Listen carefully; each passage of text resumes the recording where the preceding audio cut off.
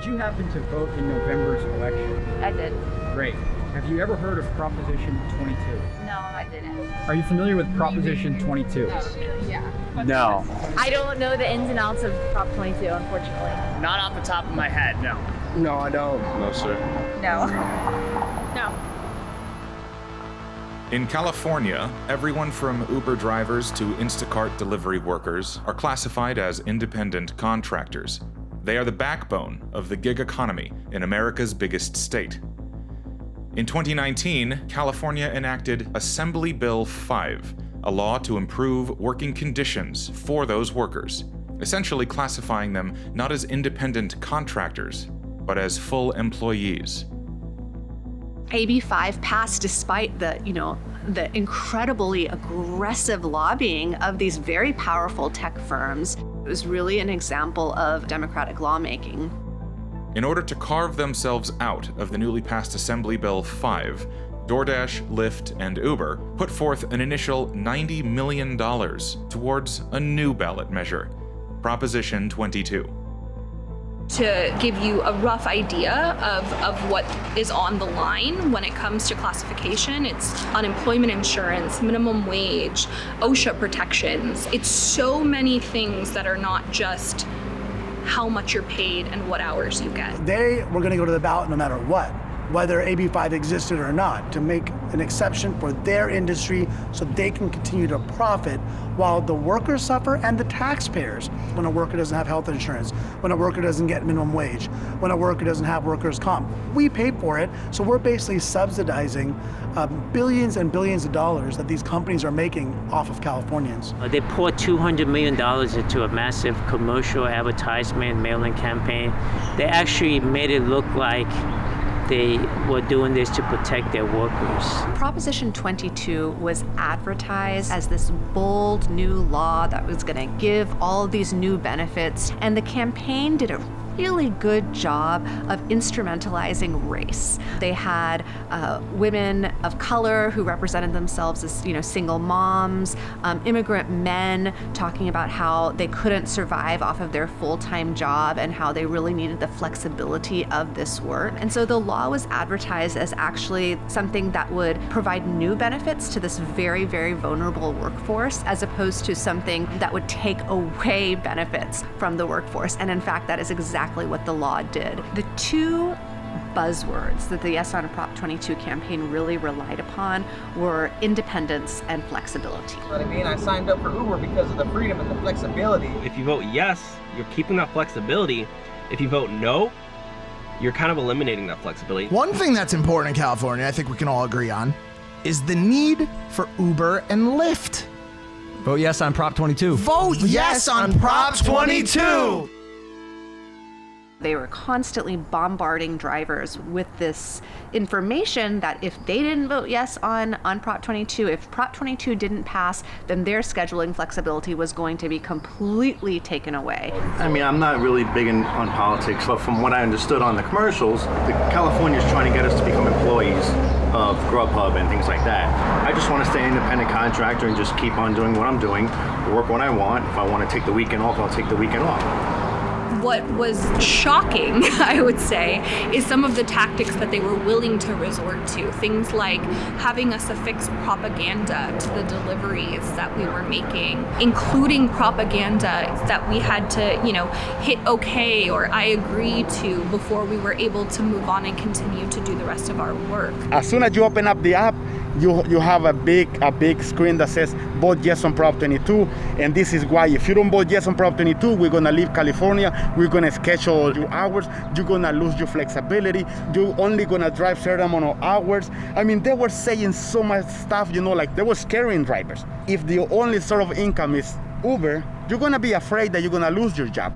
One of the other tactics that this campaign used quite effectively was harassment and intimidation. People who supported Prop 22 doxed me on the internet. I've done political activism for 20 years at this point, and this was the most intimidated I have ever felt. Old school union busting tactics. The factories are going to close if we don't get what we want. That's exactly what that is. Only they were able to reach people instantaneously through these apps. Even at the height of the pandemic, while these companies were messaging we care about workers so much and we want to increase standards for them that Prop 22 would enshrine somehow, they were still failing to meaningfully provide any kind of protection to gig workers, even though we were deemed essential. Instacart, I think, and Shipt probably are two of the most egregious in that we're going into a hotbed for COVID, grocery stores, and we have no meaningful access to any kind of protection to keep ourselves safe, while Instacart is growing exponentially and profiting off of the pretense that we're going to keep our customers safe. I didn't have access to things like hand sanitizer or disinfectants. I was literally spraying my hands with Everclear to try and keep them clean while I was working. Everyone else was able to file for emergency unemployment insurance, and Uber and Lyft drivers were stuck in a limbo because these companies have not paid millions of dollars into state unemployment insurance taxes. It was very hard for drivers to get help, to get unemployment. A lot of drivers gave up. Yeah, it was a woman, actually, she couldn't wait anymore. She started driving, she caught COVID, and she was dead within 3 weeks. The only way to combat the misinformation campaign from the companies was getting them real data and real information about what the consequences of Prop 22 would look like.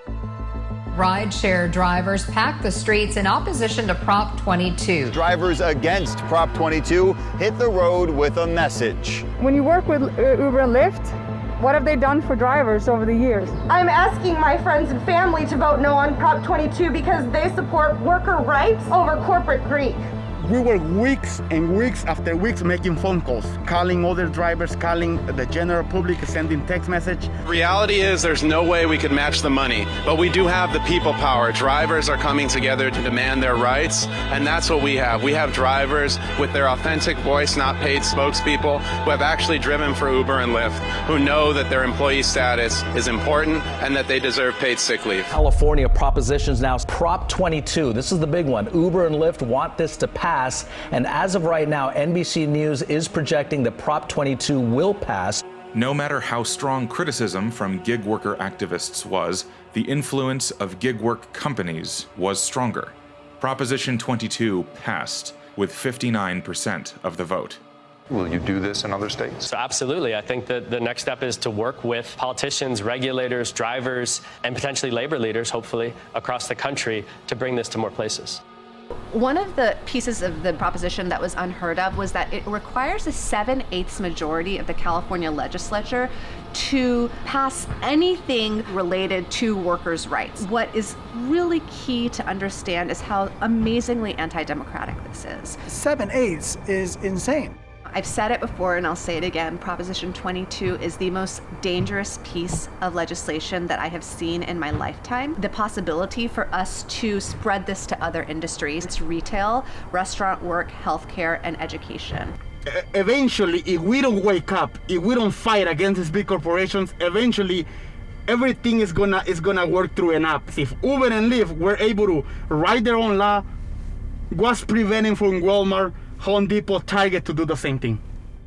Drivers for supermarkets all over California will soon be out of a job. Albertsons companies plan to let go those workers and instead use independent contractors. There had been so many assurances that this wasn't going to disrupt labor markets, that it was just going to improve conditions for workers coming from the Prop 22 campaign.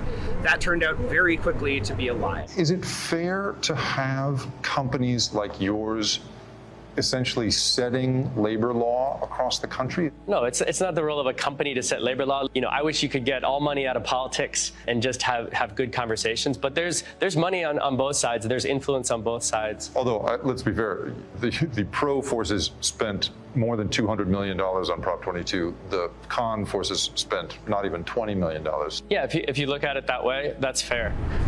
There's an ad for Instacart that I've seen a lot lately that I think represents exactly what's going on with these gig economy companies. You see all these families spending quality time together, not spending time going to the grocery store. And then towards the end, you see this shot of someone carrying groceries, except it cuts off at their neck.